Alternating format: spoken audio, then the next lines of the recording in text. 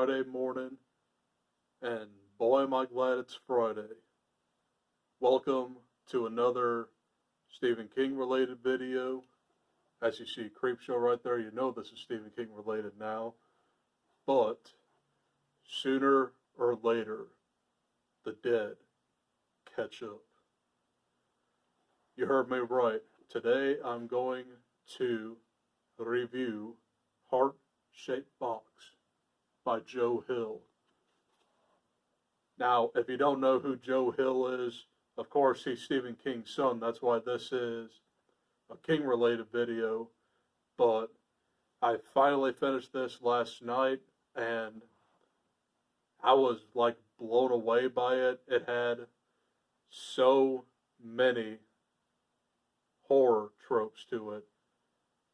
I was so wrong about what it was actually about. It actually turned out to be like a ghost story, whereas I said it was like some kind of like box that like grants a person's wish. But let's get started on Heart-Shaped Box. Heart-Shaped Box was Joe Hill's very first novel published. This came out in 2007, like right after 20th Century Ghosts, which I don't have yet, but I'm willing to pick it up soon. So anyway, yeah, this is his debut novel, and this is about a aging death metal guitarist named Judas Coyne. He has an interest in the occult, and he collects all sorts of dark objects.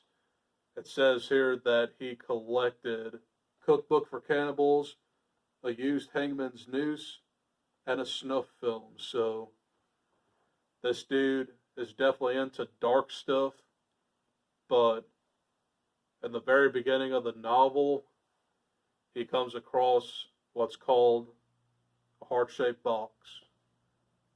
He gets it from eBay, and he spends like $1,000 on it, I believe. Yeah, I'm pretty sure it is $1,000. Turns out this heart-shaped box has a ghost of an old man, and it ended up being like one of his past lover's stepfather, and he just haunts him and his new lover, and you are in for a very, very scary, horrifying novel. This is one of the scariest novels I've ever read this year, and I definitely recommend it if you're into like the paranormal and ghosts. I mean, this novel does not slow down whatsoever. There's one scene in here that really gives me chills, and it is near the end of book 1, and Georgia, this is going to be a spoiler alert, by the way, but Georgia, which is the new lover of Judas Coyne, she's kind of like transfixed into like his snuff film that he owns, and yeah, he just tries to stop the snuff film, but she's just like transfixed on it. It's very creepy and very dark. And there's one scene in here that definitely reminds me of like The Conjuring 2, with like the old man in the chair. That part gave me chills as well. And yeah, this is just full of horror movie tropes, and it is a blast to ride. And the ending is pretty good too. It's pretty emotional because in a way he's kind of like, he gets sucked into limbo, and he's actually side by side by Anna, which was his older lover, and he called her Florida. He actually calls like most of the girls he picked up by the name of the states he picked them up in. So Georgia's real name is Mary Beth, and yeah. There is another scene that I forgot to mention too, and it is the Ouija board scene where they reach out to Anna to like try and stop Craddock that was a really, really good scene too. Yeah, I loved every minute of this novel, and I definitely want to dive into more Joe Hill, but that'll be soon. I guarantee it. There's actually like a little excerpt of horns at the end of this novel. I read some of that, and so far it sounds pretty weird, but anyway, I definitely want to give Heart Shaped Box 5 stars. This is me written all over it. It's all about the paranormal and just a tormented spirit, and I love every minute of the paranormal, and I definitely want to read more books like this if I can find some, but definitely, if you haven't read Heart Shaped Box, give it a try. You will not be disappointed. So, that is my review on Heart Shaped Box by Joe Hill.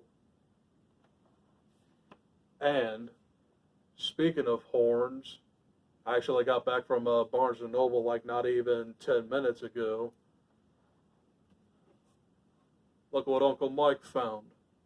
Horns. This is the movie tie. This is the movie tie-in edition, and like I said, what I read about this, it's about like a man who just like sprouts horns from his head one night, and he finds his girlfriend murdered brutally, and he's like the only suspect. And I guess he tries to uncover the mystery of what happened to her. So I can't wait to get to this in the near future. I hear it's pretty weird, and it's probably going to have some like Lovecraft stuff in it, and probably like some major 19th century horror tropes. It sounds pretty dope, so I'll definitely give Horns a try really soon. That's all I got to say about this video. So, stay awesome, keep reading, and have a good weekend. I'll see you guys soon with the following 3 videos. I'm going to do my August book haul. I'm going to do my August wrap-up / September TBR.